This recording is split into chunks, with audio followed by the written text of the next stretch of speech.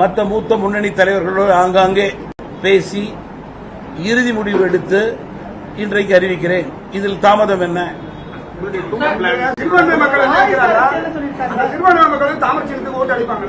சிறுபான்மை மக்களுடைய எண்ணங்களை தமிழ் மாநில காங்கிரஸ் கட்சி தொடர்ந்து பிரதிபலித்துக் கொண்டிருக்கிறது. பெருந்தலைவர் காமராஜ், மக்கள் தலைவர் மூப்பனார் வழியிலே நாங்கள் பிரதிபலித்துக் கொண்டிருக்கிறோம். சிறுபான்மை மக்களுக்கு கிடைக்கக்கூடிய அத்துணை வாய்ப்பும் சரியாக, முறையாக, தங்கு தடையின்றி, தாமதமின்றி கிடைக்க வேண்டும் என்பதை உறுதி செய்வதற்காகத்தான் நாங்கள் தமிழ் மாநில காங்கிரஸ் கட்சியின் சார்பிலே இஃப்தார் நோன்பு விருந்தை முதல் கட்சியாக தமிழகத்திலே வைத்தோம். அனைத்து கூட்டணி தலைவர்களும் அதில் கலந்து கொண்டு இஸ்லாமிய மக்களுடைய எண்ணங்களை பிரதிபலித்ததை நான் நினைவு கூற விரும்புகிறேன்.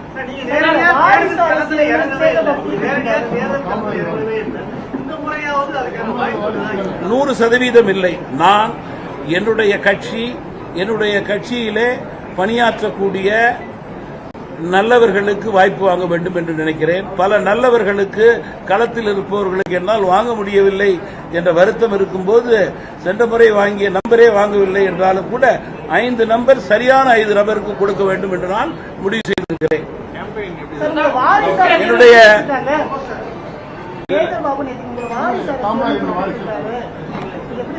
நீங்க என்னுடைய அரசியல் பயணம் அனைவருக்கும் தெரியும்.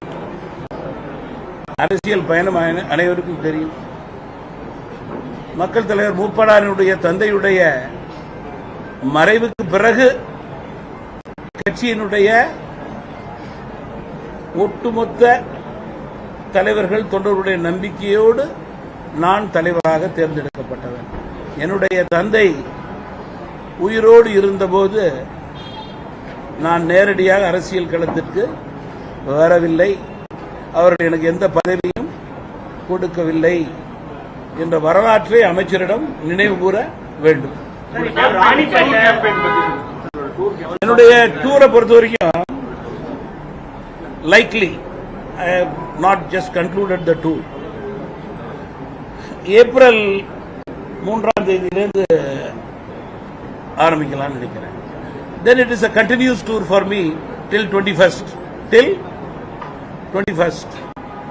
போன முறை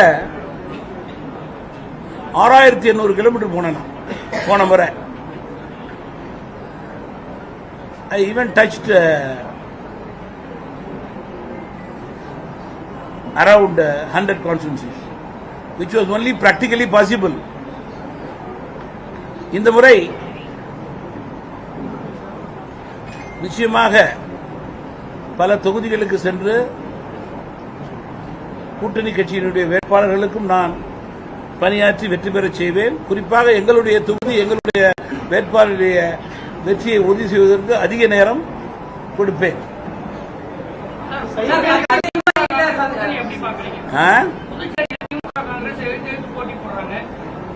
நான் நினைக்கிறேன் களத்தில் இன்னும் 2 நாளிலே அதெல்லாம் சரி செய்யப்படும் என்று நான் நம்புகிறேன்.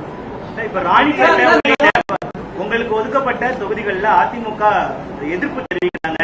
அந்த தொகுதிகள்லாம் ஒதுக்குனதுக்கு அதெல்லாம் எப்படி சமாளிக்கும்? அதிமுக தலைமையிடம் அவர்கள் தெரிவிக்க வேண்டும் என்று பணிவோடு கேட்டுக்கொண்டோம். ஏன்னா எங்களுக்கு ஒதுக்கியது பாஜகவும் அதிமுகவும் தான். நாங்கள் பல தொகுதிகள் கேட்டோம், பல தொகுதிகள் கிடைக்கவில்லை, பல தொகுதிகள் கிடைத்தது. இதெல்லாம் பேச்சுவார்த்தையிலே எங்களுக்கும் இருக்கிற சுமூகமான விஷயம். அது போன்ற என்னுடைய வாய்ப்பு முடிந்த பிறகு கூட மீண்டும் அந்த வாய்ப்பை நான் அவரிடம் கேட்கவில்லை.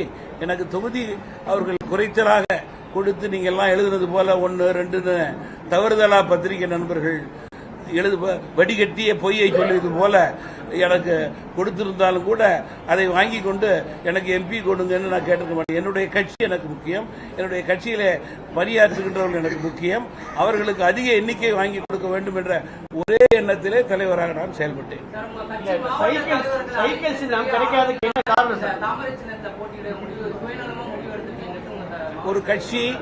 ஒரு கட்சியினுடைய தலைவர், ஒரு கட்சியினுடைய கோட்பாடு என்றால் எந்த கட்சியோடு நாம் பயணிக்கிறோமோ அந்த கட்சியிலே இருக்கக்கூடியதுதான் சரி, நியாயம். அதை அரசியல்வாதிகள் புரிந்து கொள்ள வேண்டும். புரிதல் இல்லாதவர்களுக்கு நான் பதில் சொல்ல முடியாது. கடந்த முறை திருவிக நகர் சென்னையில ஒரு தொகுதியை கேட்டு பெற்றிருந்தோம். இந்த முறை ஏன் சென்னையை நம்ம விட்டுட்டோம்? எனக்கு சென்னை கொடுக்கல, வாங்க முடியல. கேட்டு பார்த்தேன், கொடுக்கல, வாங்கல. அது போல தமிழ்நாட்டில் பல தொகுதி கேட்டு பார்த்தேன், வாங்க முடியல. உண்மையை சொல்றது என்ன சார் தப்பு?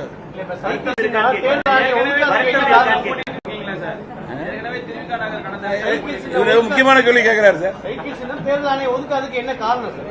நான் சொல்லிட்டேன் உங்கள்கிட்ட, பெர்சன்டேஜ் கூட இல்ல அப்படின்னு சொல்லிட்டேன்.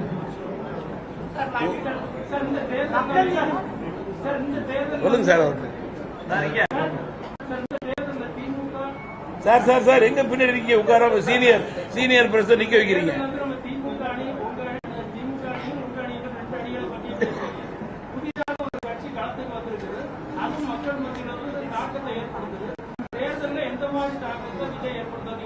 நீங்க தமிழ் மாநில காங்கிரஸ் கட்சியை பொறுத்தவரையில நாங்களும் தமிழகத்தினுடைய அரசியலை கூர்ந்து பார்த்துக் கொண்டிருக்கிறோம்.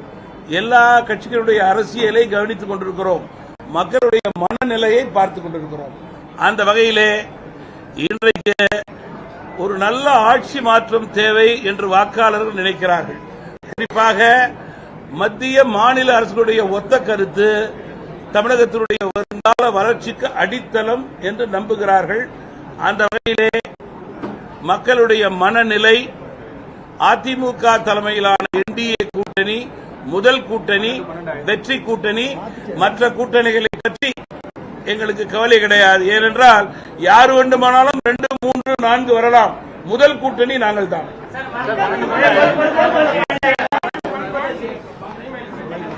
முதல்ல ரைட், தமிழ் மாநில காங்கிரஸ் கட்சியினுடைய தேர்தல் அறிக்கையை அங்க அம்மாக்கெல்லாம் கொடுங்க.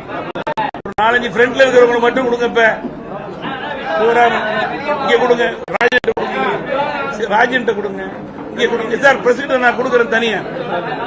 சதீஷ் இவர்கிட்ட கொடுங்க. ரைட், கையில் வச்சு. Right,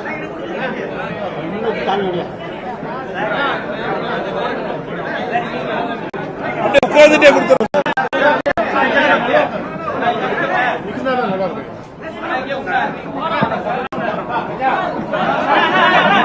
sir. எல்லாம் ஃப்ரண்ட் பேஜ் பேக் பேஜ் 2 பேர் வச்சுங்க. 2 பேர் பேக் பேஜ் வைங்க, ஃப்ரண்ட் பேஜ் வைங்க. நீங்க ஃப்ரண்ட் பேஜ் வைங்க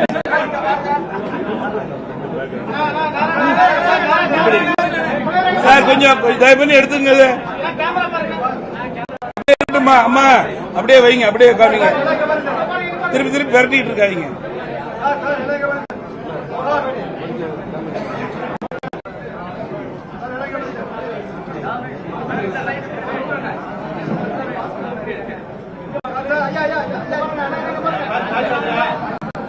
ரொம்ப நன்றியா.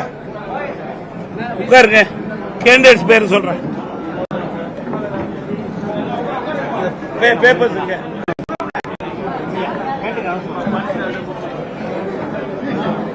நீங்க எல்லாம் அமைதியா உட்காருங்க.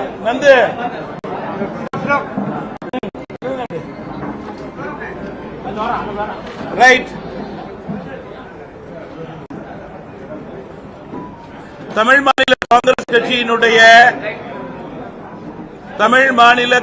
கட்சியினுடைய 5 தொகுதிகளுக்கான வெற்றி வேட்பாளரை அதிகாரப்பூர்வமாக நான் அறிவிக்கிறேன்.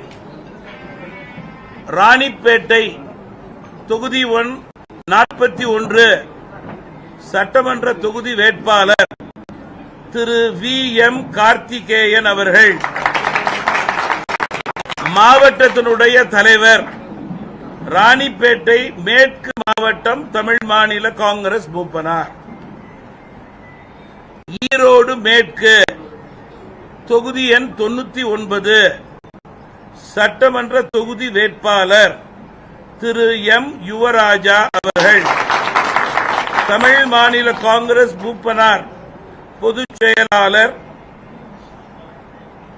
ஒட்டன்சத்திரம் தொகுதி எண் 128 சட்டமன்ற தொகுதியினுடைய வேட்பாளர் தமிழ் மாநில காங்கிரஸ் கட்சியினுடைய மாநிலத்தினுடைய துணைத் தலைவர் முன்னாள் சட்டமன்ற உறுப்பினர் திரு விடியல் எஸ் சேகர்,